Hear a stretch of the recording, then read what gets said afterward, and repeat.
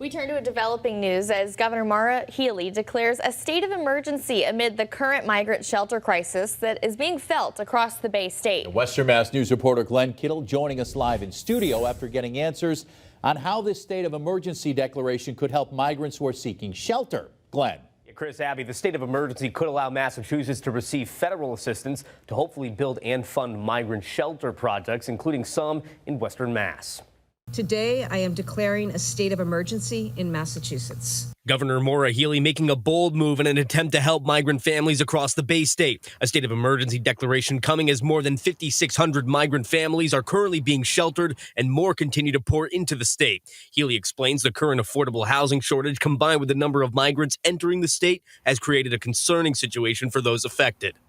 We're unable to move people from housing and shelter into permanent housing because of this. So instead, we've been expanding and continuing to look for housing and shelter opportunities. Governor Healey is calling upon the federal government for help.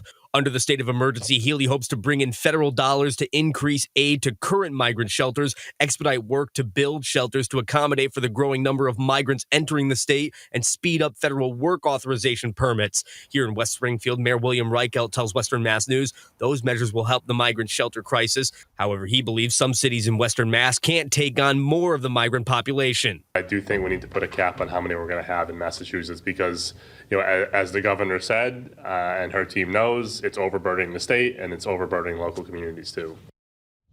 Coming up tonight at 6, we're taking a closer look at the migrant shelter crisis in West Springfield and also in Greenfield. And we're getting answers from the mayors of both cities on what they need to continue sheltering these families in their communities. Reporting live in the studio, Glenn Kittle, Western Mass News.